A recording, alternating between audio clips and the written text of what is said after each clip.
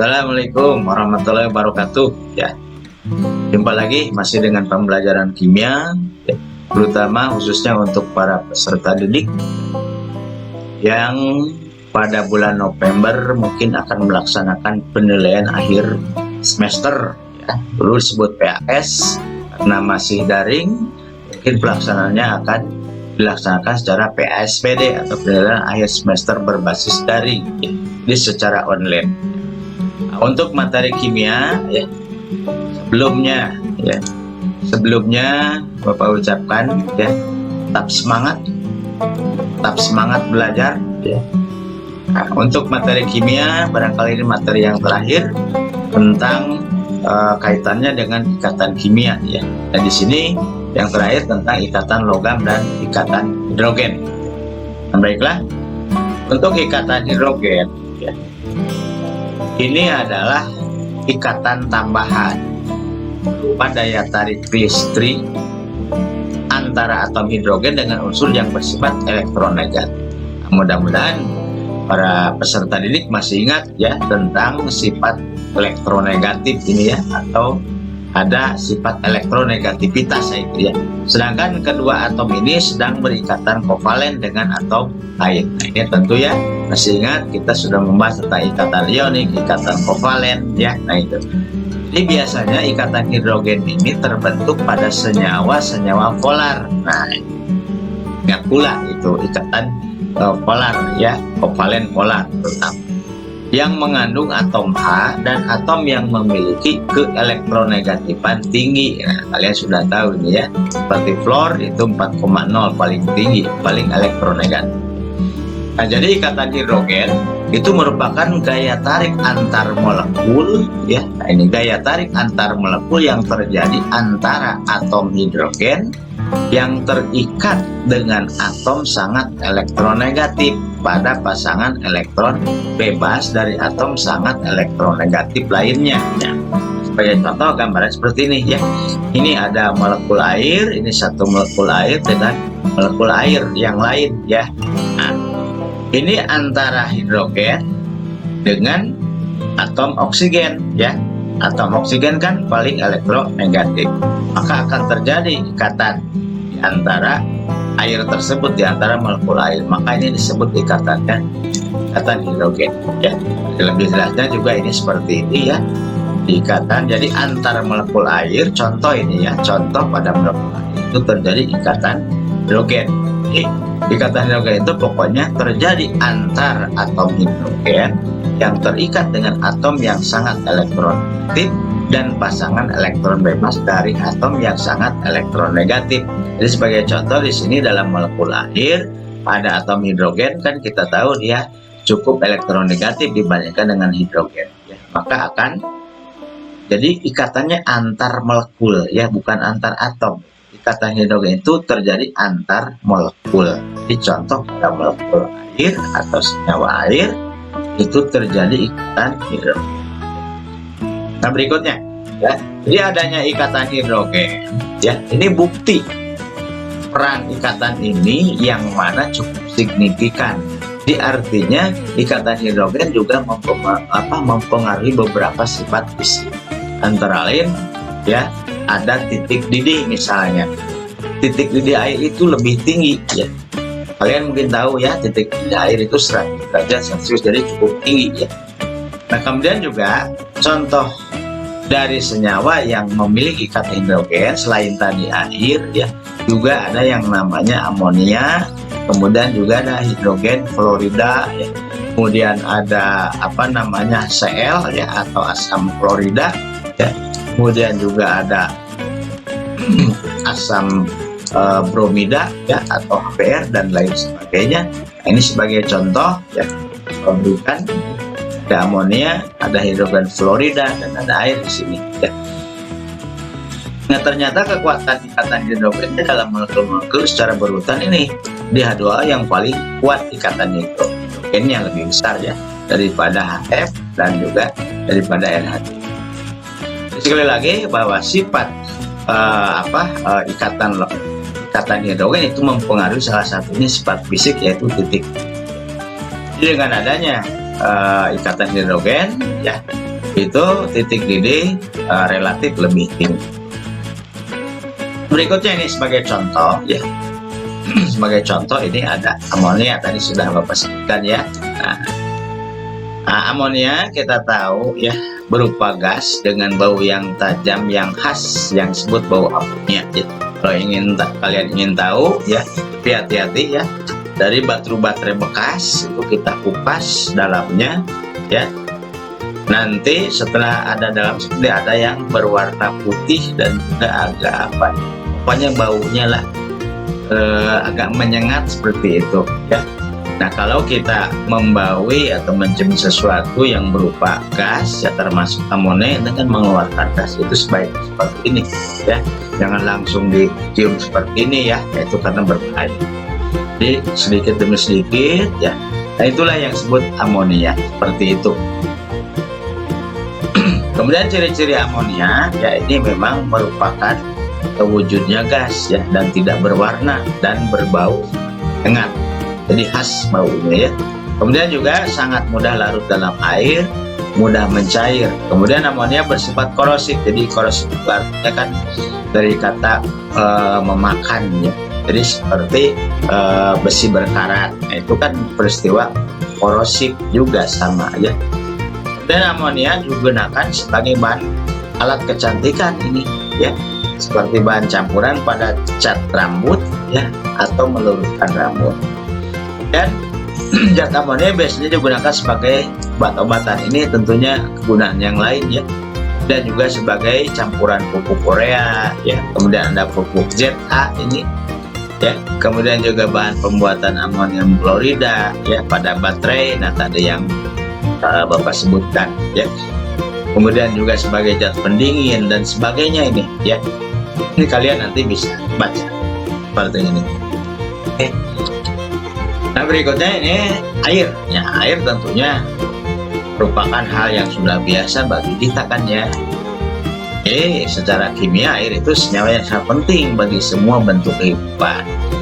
Fungsi utamanya tentunya ya sebagai air minum ya, sebagai pelarut juga ya.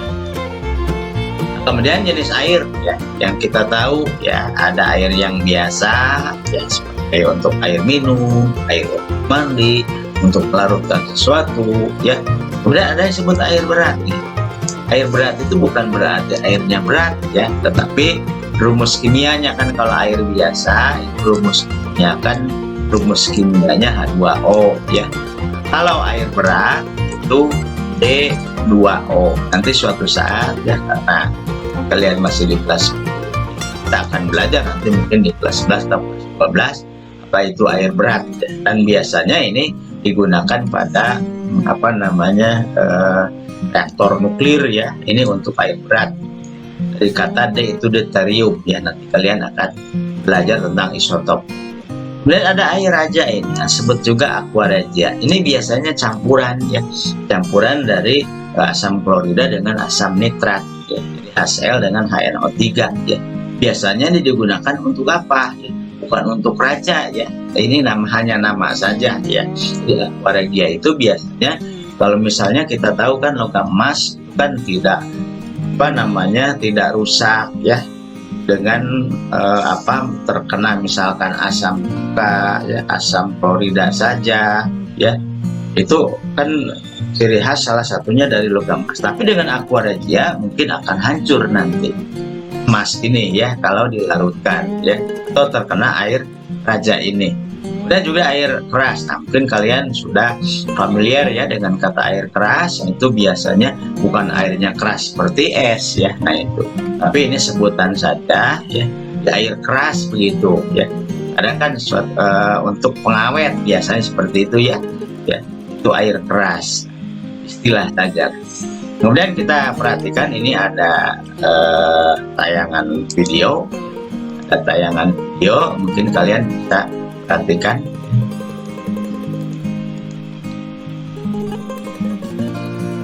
Ini salah satunya akan membuat air teh ya. Tentunya dari tehnya kalian perhatikan ini tidak asing lagi bagi kita ya. Ini membuat air teh yang tadinya airnya jernih terpisah dan tehnya seperti itu, dan kita larutkan ya. Seperti ini lama-lama kan berubah ya airnya, nah menjadi seperti ini. Nah, yang menjadi pertanyaan nanti ya, apakah air teh tersebut dapat dipisahkan kembali dari airnya yang jernih dengan tehnya ya, karena tadi sudah menjadi air teh atau larutan teh ya gitu ya. Nah itu, jadi pertanyaan nanti nih, apakah air teh tersebut yang tadi sudah berubah warna bisa dipisahkan kembali dari airnya supaya airnya jadi jernih dan tehnya juga terpisah ya. Kemudian juga contoh yang lain, ini ada asam klorida ya, dia masih memiliki ikatan hidrogen. Tentunya untuk asam klorida nama lainnya itu adalah asam lambung ya, asam lambung ya, jadi asam lambung atau HCl. Nah ini fungsinya untuk apa? Satu, biasanya untuk pengawetan ini ya, pengawetan apa namanya, baja ya. Suatu saat kalian akan belajar apa itu baja ya. Nah ini biasanya untuk menghilangkan karat atau rak oksida dari besi atau baja sebelum pengolahan selanjutnya. Itu salah satu fungsi dari asam klorida ya. Kemudian juga untuk memproduksi bahan senyawa organik seperti PVC. PVC itu apa sih? Ini singkatan dari bahan kimia nih, polivinyl klorida ya. Contohnya pada paralon. Paralon biasa yang digunakan itu ya. Kalau apa ya, paralon yang berwarna putih macam-macam lah pokoknya itu PVC atau paralon ya. Dan juga ada karbon aktif, kemudian ada asam askorbat ya, asam askorbat. Nah, kalian kan tahu ini adalah vitamin C ya. Kemudian fungsi HCl juga untuk mengendalikan pH dan netralisasi. Jadi artinya pH itu derajat keasaman ya. Di derajat keasaman bisa dinetralisir ya. Kemudian juga penghancur makanan dalam lambung, tentu ini ya. Mengapa? Karena kalau kalian perhatikan ya, misalkan ada gas, misalkan ayam ya, atau yang lain, kemudian mereka makan, kalian suatu saat memperhatikan itu mereka memakan seperti kerikil atau batu-batu kecil ya. Itu untuk apa? Nah itu biasanya untuk mempermudah namanya pencernaan makanannya di dalam makanan, untuk menghancurkan makanannya itu. Tapi kalau manusia kan tidak akan memakan kerikil seperti itu ya.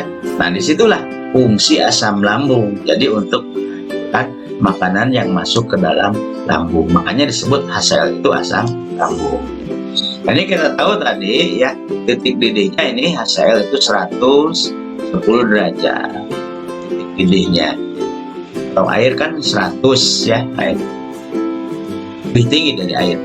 Dan asam klorida, asam florida ya, asam florida atau HF ya. Ini merupakan larutan hidrogen fluorida dalam air dan merupakan cairan yang berasap, tidak berwarna dan dapat menyebabkan luka bakar yang menyakitkan ini. Seperti halnya HCl, asam fluorida juga sangat korosif. Ya, bisa merusak bahan-bahan dari logam ya, seperti besi, seng, ya, tembaga dan sebagainya itu. Dan kegunaan hidrogen fluorida salah satunya biasanya asam fluorida ini digunakan untuk memoles kaca ya, ini ya. Nah, kemudian juga penggunaan terbesar asam fluorida dalam produksi aluminium ya, jadi dalam mengolah atau mendapatkan logam lain ya, memerlukan juga senyawa yang lain seperti asam fluorida. Dia juga sebagai pengawet ya, baja dan juga tahan karat seperti halnya tadi untuk HCl. Kemudian kalau kita lihat juga titik didihnya ya, titik didihnya ini hanya 19,5, jadi lebih rendah dari titik didih sel ataupun air ya, walaupun dia memiliki ikatan hidrogen ya. Kemudian yang terakhir ini ikatan logam ya. Nah, pengertian ikatan logam bukan berarti ikatan antar logam ya, tapi di sini ikatan kimia yang terbentuk akibat penggunaan bersama elektron valensi antar atom logam. Jadi contoh seperti logam besi, seng ya, dan perak ya. Nah, ikatan logam bukanlah ikatan ion atau ikatan kovalen. Ya, ingat itu ya. Di salah satu teori yang ditemukan untuk menjelaskan tentang ikatan logam ini itu yang disebut dengan teori lautan elektron. Jadi atom logam dapat berikatan ke segala arah sehingga menjadi molekul yang besar sekali. Satu atom akan berikatan dengan beberapa atom lain di sekitarnya ya. Akibatnya atom tersebut terikat kuat dan menjadikan logam berwujud padat kecuali Hg. Nah, Hg kalian tahu ini ya. Ini adalah satu-satunya logam tapi pada suhu kamar itu suhu biasa ya, 25 derajat Celcius. Nah, itu dia berwujud cair. Kalau kita lihat kan besi, seng ya, kemudian tembaga, logam lain itu kan biasanya berwujud padat pada suhu biasa. Kalau Hg itu logam tapi dia berwujud cair. Yang disebut tadi itulah termasuk juga air keras. Nah, ini ya, nah, seperti ini istilahnya itu ya. Oke, kemudian juga tadi ada teori lautan elektron. Ini mungkin ya. Jadi menurut teori lautan elektron, ya, atom logam harus berikatan dengan atom-atom logam yang lain untuk mencapai konfigurasi elektron gas mulia. Nah, kalian tahu ya, gas mulia itu kan golongan 8A. Jadi mengapa disebut golongan 8A? Karena memang sudah memenuhi kaidah oktet. Apa itu kaidah oktet? Jadi konfigurasi elektronnya itu sudah ada 8 ya, jadi sudah stabil. Nah, itu elektron gas, konfigurasi elektron gas mulia. Di dalam model ini setiap elektron valensi mampu bergerak bebas di dalam tumpukan bangun logam atau bahkan meninggalkannya sehingga menghasilkan ion positif. Elektron valensi inilah yang membawa dan menyampaikan arus listrik ya. Jadi gerakan elektron valensi ini juga lah yang dapat memindahkan panas dan logam. Ya, seperti itu. Nah, itulah tentang ikatan logam ya. Jadi yang menjelaskannya adalah teori lautan elektron. Jadi seperti ini. Jadi dia muatan positif. Jadi elektronnya bergerak bebas di antara ion logam membentuk lautan elektron. Gambarannya. Nah, itulah ya. Mudah-mudahan ini materi terakhir untuk ikatan kimia ya, termasuk ikatan ionik, kemudian kovalen ya, ada kovalen polar, non polar, kemudian ada juga kovalen heteropolar ya, atau kovalen koordinasi, kemudian ikatan logam dan ikatan hidrogen. Mudah-mudahan kalian dapat mempelajari dan memahaminya dan mudah-mudahan bermanfaat. Wabillahi taufiq wal hidayah. Assalamualaikum warahmatullahi wabarakatuh. Semangat terus.